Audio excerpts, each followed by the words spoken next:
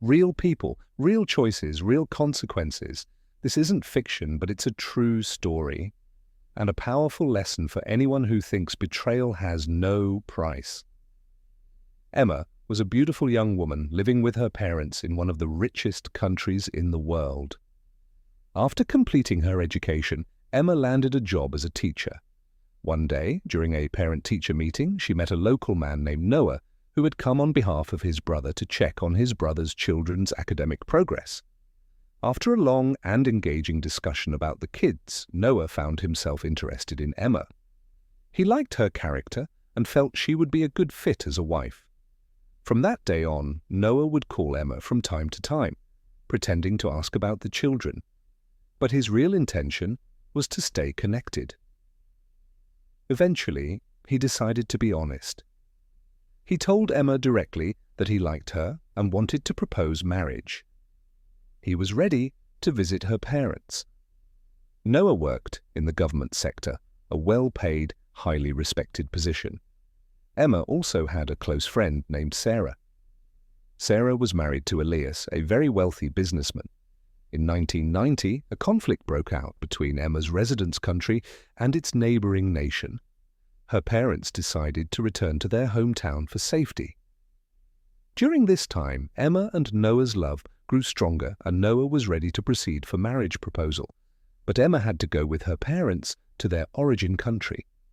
Noah, when narrating this story later, said, "I loved Emma very much, but there was one strange thing about her. Her friendship with Sarah." He continued, "She would often say she hated Sarah, but when they were together they seemed perfectly fine. Sarah appeared to love Emma deeply. In fact, when the war broke out between these two once beautiful countries and foreigners began fleeing the nation, Sarah insisted on staying close to Emma. Sarah and her husband, along with their children, decided to move to Egypt until the situation in their country returned to normal. Sarah then spoke to Emma's mother and asked if Emma could live with her during that time. Sarah had always been generous. She paid for everything Emma's parents needed, including their house rent and daily expenses. So Emma and Sarah moved to Egypt together, while Sarah's husband continued traveling back and forth between Egypt and his hometown, where he managed his business. During this period, Emma confided in Noah. She told him that she disliked his job, not because of the work itself, but because it left them with so little time together. He didn't have the freedom she had to travel and enjoy life. One day, she told him directly, "One of my conditions for marriage is that you leave your job." Noah was deeply in love with Emma, so much so that he agreed. He submitted his resignation despite how difficult it was at the time. The country was in conflict, and resignations from government positions were rarely approved, but eventually they accepted it. Thankfully, Noah had some personal businesses running on the side, so he wasn't too worried about losing his income. The strange thing was, every time Noah spoke to Emma, she would repeat over and over that she hated Sarah. At first, Noah didn't question her much. He was afraid that pushing too hard might cause tension or even make him lose Emma. But after a while, he couldn't stay silent anymore. Because from what he knew, Sarah truly loved Emma. She was always supporting her, paying for everything, even taking care of Emma's parents financially. So finally, Noah asked her, "But why do you hate her?" Emma couldn't give a clear answer. All she said was, "Because Sarah promised to buy a house for my parents, and she did buy it. But instead of giving it to them, they rented it out." Noah listened carefully, but deep inside, he wasn't satisfied with that answer. So he told her gently, "You never know. Maybe it wasn't her decision. Maybe her husband told her not to let anyone stay there, so they rented it out instead." Emma stayed quiet. A year passed.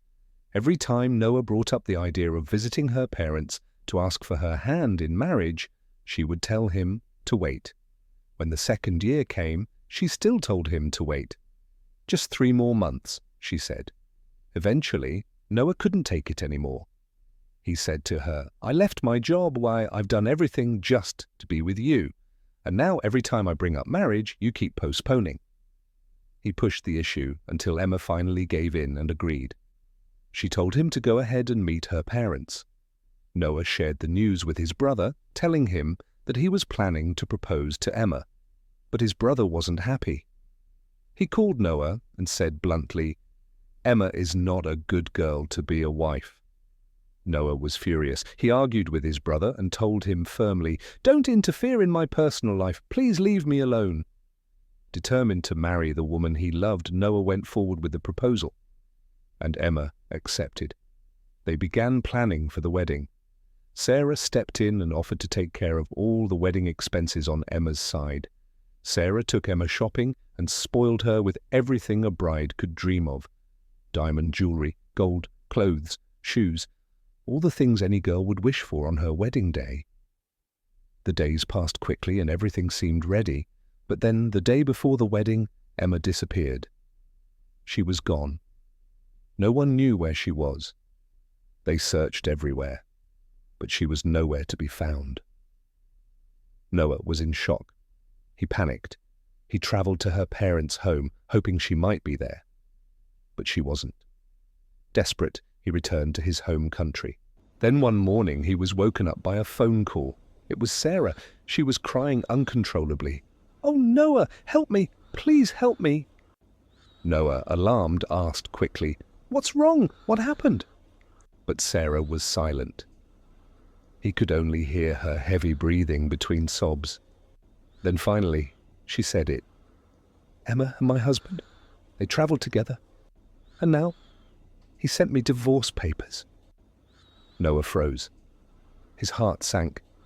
Just a day before the wedding. He took a deep breath, trying to process what he had just heard. Sarah continued, broken. "Emma used to take our pictures. Remember when you used to visit? When we all laughed together?" She went on through her tears. "She took so many pictures of us, of you and me, during family gatherings, functions, or any time that she invited me. Those pictures where we're laughing and talking, she edited them to look like me and you were so close together. Then she went to my husband and told him, your wife cheated on you with my fiancé, that's why I cancelled the marriage. And she showed him those pictures as proof. After that," Sarah said, "Emma and Elias got closer and eventually decided to get married. Whether it was out of manipulation, confusion, or something else, no one could say for sure." Noah was heartbroken, but he stayed composed. After a pause, he told Sarah, "I'll do something. Just give me some time, you'll hear good news." Noah had been sponsoring Emma's family ever since he got to know her. He had even supported her brother's supermarket, which was running in a building owned by someone Noah had influence with. Quietly, Noah withdrew his support. He contacted the building owner, who then raised the rent significantly. Emma's brothers struggled to keep up. Within a few months, the business went bankrupt.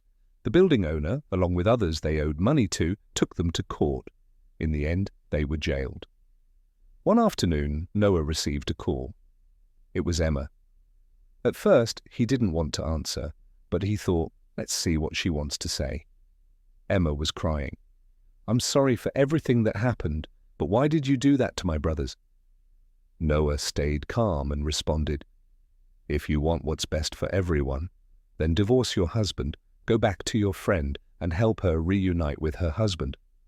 Only then I will help get your family out of jail." Emma hadn't told Elias anything about her family's situation. She feared losing his trust, especially while waiting for the house to be transferred into her name.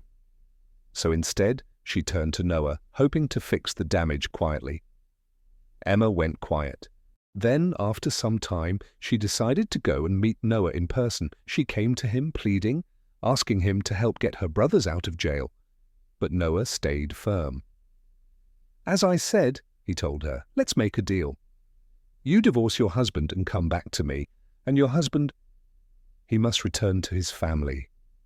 Then, and only then, I'll help take your brothers out of jail." Emma looked at him and said, "You know I can't divorce him now, just give me some time." Then she added, Wait until my husband transfers the house into my name. After that, I'll divorce him. Then we'll be together. Happy." She paused, then suggested something else.